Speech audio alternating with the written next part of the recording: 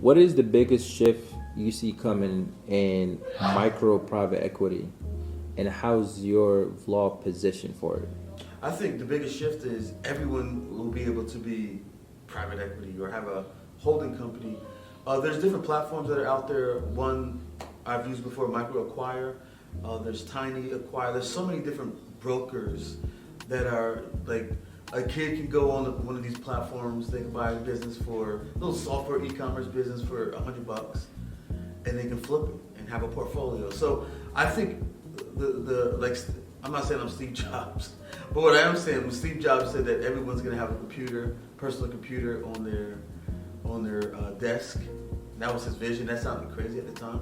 I think everyone's going to be a private equity person. They're going to have a holding company, and they're going to be able to do that with friends, with their squad, and have a portfolio company. Right now, it's like, it's really high finance, but I think everyone's going to have the opportunity. So that's where we're positioning at. Is that how can we provide on ramps to that reality? Because the way jobs, people aren't going to be looking for jobs the way we think they're going to be looking for jobs. You can acquire a project, maybe an unfinished project, or a project that is mature and is revenue generating, or it could be a laundromat. So there's different. I think everyone will have the opportunity to be in this space. I think that's where everything's shifting at, and that's what we're positioning ourselves for. What role does your community play in your business model? So let's change the terminology. We're gonna call it network. So what role does the network play? The role of the network plays a vital role, because at the end of the day, we want people.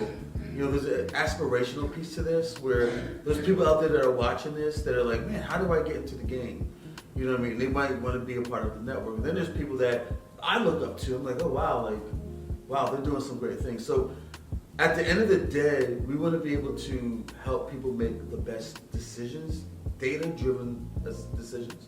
So from a TFX perspective, the whole goal is to bring people into the TFX ecosystem, the TFX business model, and one piece of it is network. And the network is, as we add more clients to our portfolio, to our roster of people that we work with, our network becomes more smarter. So when we bring in client number 1, we have a little bit of data there. But when we bring in client number 5, client number 10, client number 20, now we have this cloud of data that we can pull from. So those that are aspirational they can make decisions based on what type of companies they want to buy, based off of the data that we're collecting through our services. And then the ones that are more that we're looking up to, we're achieving for, we can show this data that we're collecting and show that it adds this intelligence layer for those that we aspire to be. So the network is really about building this cloud of data, an intelligence layer that grows over time, so that we all can make great decisions when it comes to what we're acquiring and what works best in different industries, and so we could skip out of a lot of the heartache and pain of get smart, to really be smart. What upcoming projects are you excited about? All right, and what do you hope to gain from them?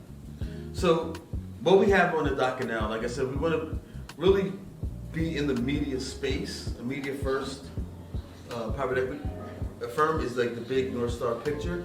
So our first project that we're working on right now in development, in the research and development phase of it, is a podcast called Beyond Returns. And I'm really, really excited about it, because it's really going to be where, I've been on this journey. We're building a small team, but I want to speak to those that maybe are a few steps ahead of me, or speak to those that maybe I'm a little bit ahead of them, and really now start interviewing the CEOs of these micro private equity firms, holding companies. Really start interviewing them so that we can begin this process of adding this intelligence layer to our network. Because now that we're starting to kind of like we were saying earlier, double down and seeing what our direction is, and really growing into our identity as a company. Now I want to interview other people and bring that data that we're gathering from these interviews into our network. So we're really excited about that. And just another piece of it, the name of it is Beyond Returns. We know that, I don't wish entrepreneurship or anything on anybody, because it's one of the hardest things to do. And for the person that sets out to do that, there has to be something beyond the money, beyond the return on investment that they're in it for.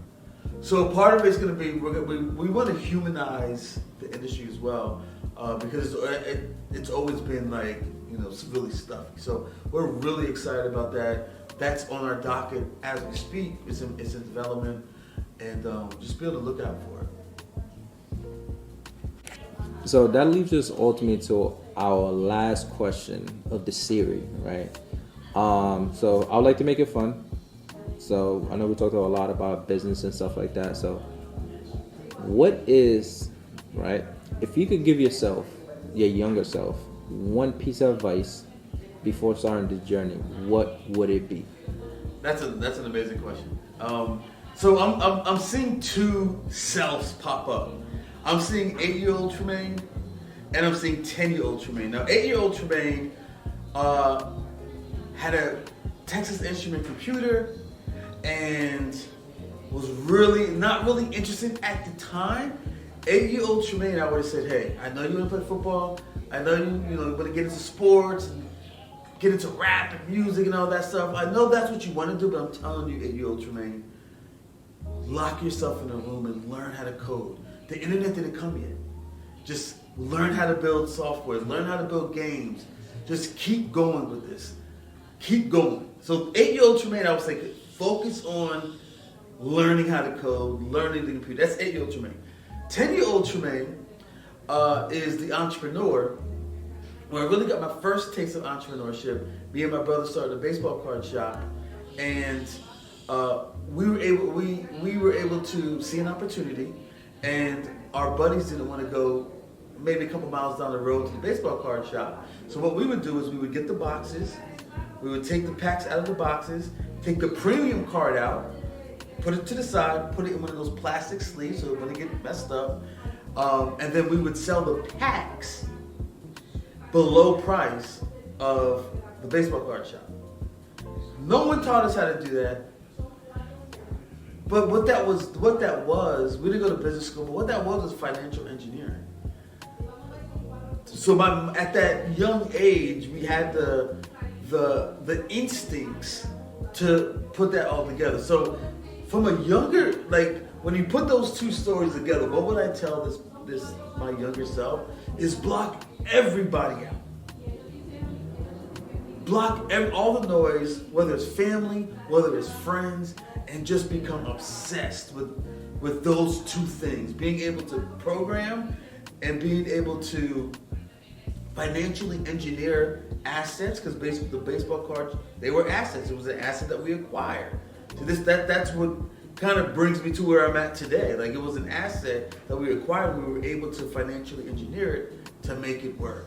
So I would tell that person to block everything out and just become obsessed with those two things, and everything will line up if you stay on that path, and then move to Silicon Valley, and then take that and move to Silicon Valley when you're 18. So 8 plus 10 is 18. So when you're 18, move to Silicon Valley with those skills that you developed.